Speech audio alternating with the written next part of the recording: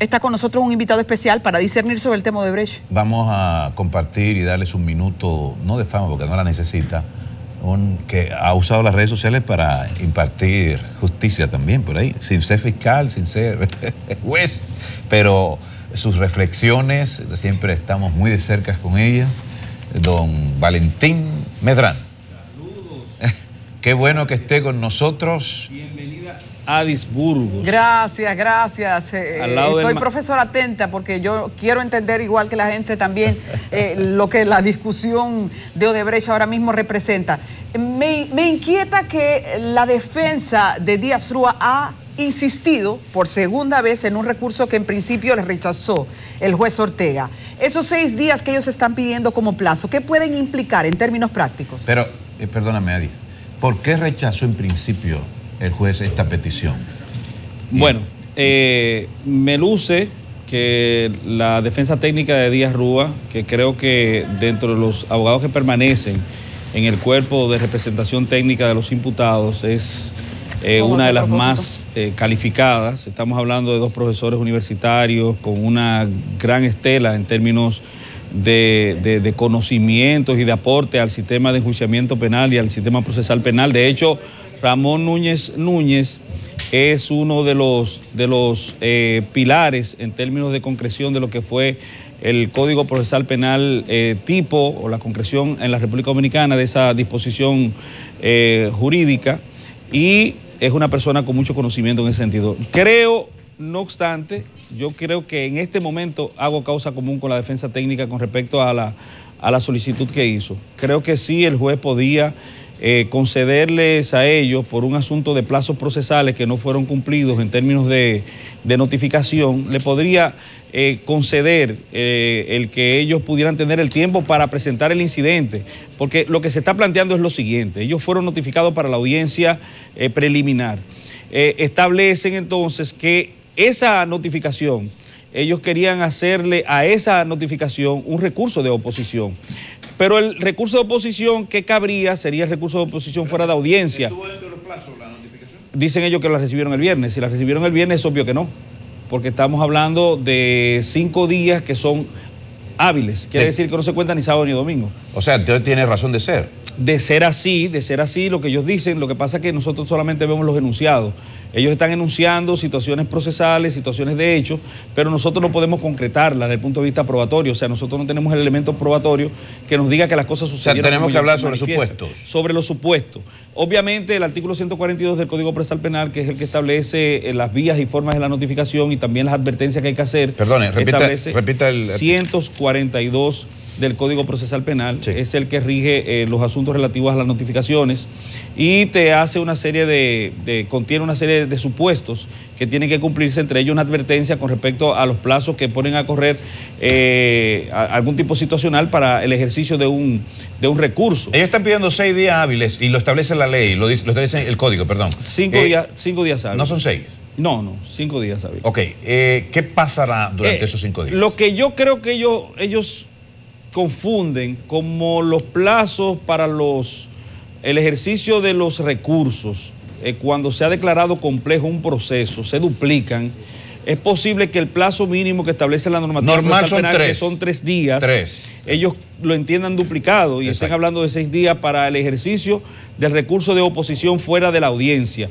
El recurso de oposición fuera de la audiencia solamente opera de conformidad con lo que establecen los artículos 407 y 409. El 407 es el artículo capital base que define lo que es el recurso de oposición y se da en dos posibilidades.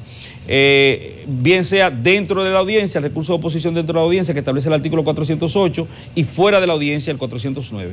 El 409 nos dice a nosotros que ese recurso se da cuando la decisión se ha tomado y es por escrito y se da en ausencia, por ejemplo, de una de las partes que no toma conocimiento de la misma y fuera de la audiencia, entonces la persona puede hacer el recurso de oposición. La declaratoria, por ejemplo, de un abandono, la declaratoria de una persona en estado de rebeldía, la declaratoria por vía de consecuencia y tácita del desistimiento del querellante. Esos son decisiones que por la vía de la oposición fuera de la audiencia, de forma escrita y dentro de los 3 días que establece la norma, pueden ser ejercidos. Ahora bien, en el caso... Doctor, ese recurso de oposición que necesitaba la defensa técnica de Díaz Rúa. Miguel Valerio, ¿no? Miguel Valerio Jiminián y Ramón Emilio Núñez Núñez. ¿Ese recurso de oposición en qué consiste? El recurso de oposición es el recurso que se opone a una decisión incidental que se haya dado en el proceso y que no tenga la vocación de ponerle fin al mismo, que no sea sobre la base de una decisión jurisdiccional que conozca el fondo de la situación de que se trata. En español es lo siguiente. Sí, le iba a decir que está hablando para legos. Sí, en español es lo siguiente. Digo, una audiencia muy heterogénea. Obviamente claro. Jurisconsulto. Hay quienes entendieron perfectamente. Claro, pero y además, ahora mismo en esta pausa, allá en la Sala Augusta están viendo este programa. Desde luego. Así que ellos lo entendieron. Tengo una pregunta, Medrano. Hay otros incidentes también que han sido establecidos. En el día de hoy podría tomarse el solo hecho de escuchar y responder a los abogados de Víctor Díaz Rúa. Los demás, por ejemplo, cuando hablamos de que se está pidiendo un plazo para el escrito complementario de excepciones e incidentes, por ejemplo, por parte de otro de los encartados, ¿todo eso se responde solo si simplemente esta audiencia se reenvía o cómo pasaría? Hay muchísimas opciones que puede el juez tomar en consideración, decisiones que pueden sanear el proceso. El juez podría acumular los incidentes para fallarlo conjuntamente con el fondo. Algunos no son susceptibles de esto. Porque, por ejemplo, el caso de una situación que tenga que ver con la notificación, un error o una inadvertencia no contenida, un hierro en la notificación, pues anula esta notificación y por vía de consecuencia tiene tendencia a ponerle, a obligar al aplazamiento de la audiencia. En el caso de, por ejemplo, algunas personas que han dicho que una pieza que conforma parte de la acusación como elemento probatorio no le fuera notificada, eso también es un causal de aplazamiento, porque nadie puede defenderse de lo que no conozca. Y las sorpresas procesales están execradas del proceso penal. Quiere decir que usted debe tener con conocimiento claro de qué se le acusa, cómo se le individualiza dentro de la imputación de que se hace, ¿seguro? Cuál es el hecho preciso al que se le endilga a usted como ajuste de su conducta a una norma prescriptiva y cuáles son los elementos de prueba que lo comportan. De hecho, hay una comunidad de pruebas que se presume, porque todo el mundo tiene el derecho a ver todas las pruebas que hay, indefectiblemente de que una prueba sea específicamente para imputarle o demostrarle a un imputado que ha ajustado su conducta a la norma prescriptiva de una forma determinada. Esa prueba es de la comunidad de las pruebas. Por vía de consecuencia, cuando en el primero de los incidentes se solicitaba que se le permitiera conocer el archivo provisional que formó parte del proceso con respecto a la execración de una cantidad de imputados en el inicio del proceso. ¿Cuántos fueron que se execraron? Ocho fueron sacados, fueron cercenados del proceso. Eso es un derecho que tiene la parte. Eso fue cuestionado esta mañana. Pero eso es un derecho que la parte tiene. O sea, usted tiene el derecho a conocer todos los elementos que son de orden público dentro del proceso. Una sentencia, una de las cualidades, de la característica que tiene una sentencia es su publicidad. Las sentencias son públicas. Y por vía de consecuencia ellos tenían el derecho a hacerlo. Ahora bien, no es verdad que el Ministerio Público tenga que necesariamente notificarlo, porque no es una facultad del Ministerio Público notificar el archivo a la parte contrapuesta que no sea víctima dentro del proceso. Víctimas y querellantes son los que adquieren esa condición de exigibilidad de lo que tiene que ver con esa notificación. Incluso tienen derechos que surgen de la notificación, porque la víctima que decidió ser notificada respecto al desarrollo del proceso, y como el archivo puede tener la condición de ponerle fin al proceso, al ser informada, esta víctima puede hacer una objeción al archivo, que no les dable al coimputado. Doctor. Sí, honor. El magistrado Ortega Polanco, ¿qué tiempo tiene deliberando ya? Digo, ahora mismo no delibera, sino porque no tenemos media hora, no puede deliberar. Deliberar tenía que ser más de un juez. Tendría que ser colegiado, ¿no? Sí, exactamente. Él pondera. Él está ponderando para sí. ¿Cuál es el escenario que se presenta en el caso que rechace la solicitud de los abogados de Díaz Rúa? Bueno, mira, yo no quiero llegar a extremos. Me luce que el juez debe sopesar que se trata de la ampulosidad del derecho de defensa, que es un derecho fundamental, un derecho constitucional. Dijo ampulosidad, o sea que sí, es distracción. Es ampuloso, es amplio. El derecho de defensa es el más amplio que hay. la normativa procesal penal. Pueden abusar de él. Y también es un derecho constitucional. Hay abuso de derechos, no así abuso de derecho de defensa. Hay abusos de derecho. Cuando usted incoa acciones tendentes o chicanas procesales tendentes al empantanamiento de un proceso por el hecho de que el justiciable por usted representado se encuentre en estado de libertad.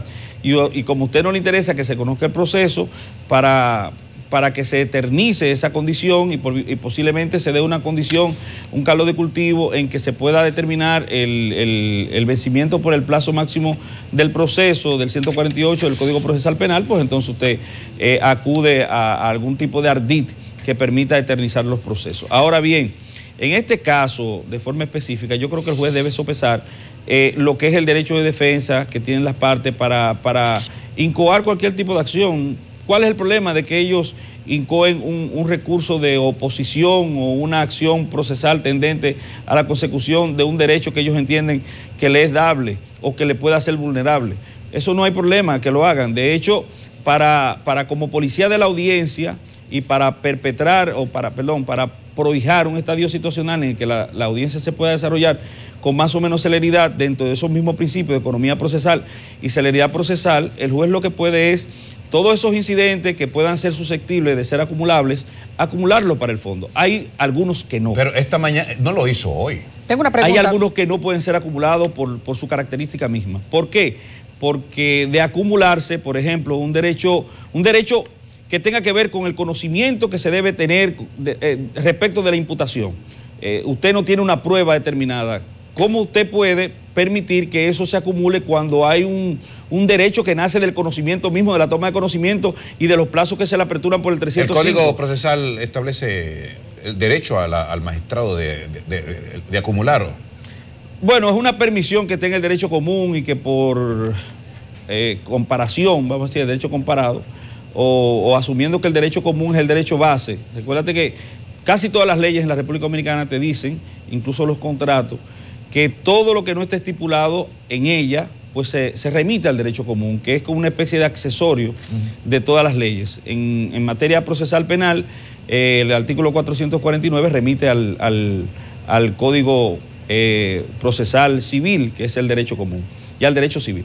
En este caso, por ejemplo, sí se estila que el juez pueda acumular en el Código de Procedimiento Civil los incidentes para fallarlo todos conjuntamente con el fondo, aunque él puede diferir para otro momento procesal el conocimiento y fallo de esos incidentes. Medrano, tengo una pregunta. Sí. Hay también un recurso, nosotros anticipando las cosas que pueden pasar ahí. Pero, perdón, ¿hay una? Que la responda breve porque tenemos que ir a la Cámara de Diputados. Haz tu pregunta y que la responda breve. Hay una excepción de incompetencia también que ha sido presentada al juez Ortega. ¿Qué puede vislumbrarse a propósito de eso? La excepción de incompetencia, sí, pero es que el juez es competente de conformidad con lo que establece el artículo 73 del Código Procesal Penal. No hay una incompetencia. El juez de la instrucción especial... Y cuando se habla, por ejemplo, en el caso de Díaz Rúa, que dice, pero él no tiene ningún arraigo para que esté en una jurisdicción especial. ¿Respecto a eso? Bueno, es que son arrastrados de conformidad con lo que establece la normativa procesal penal. Tommy Galán los arrastra, ¿no? Exactamente, del 86 de la Constitución de la República, el magistrado ha tomado la decisión, que es lo normal y es lo jurídicamente atendible y es lo jurídicamente histórico, la jurisprudencia en términos de proceso, es que el que tiene jurisdicción especial arrastra a los demás a esa jurisdicción, porque se presume que la jurisdicción especial, porque se trata de jueces, por ejemplo, de una mayor gradación, tiene mayor calidad y mayor cantidad de garantías para las personas imputadas en el proceso. Estamos hablando con Valentín Medrano, un jurisconsulto especial que aquí nos está aplatanando el caso de Brecht.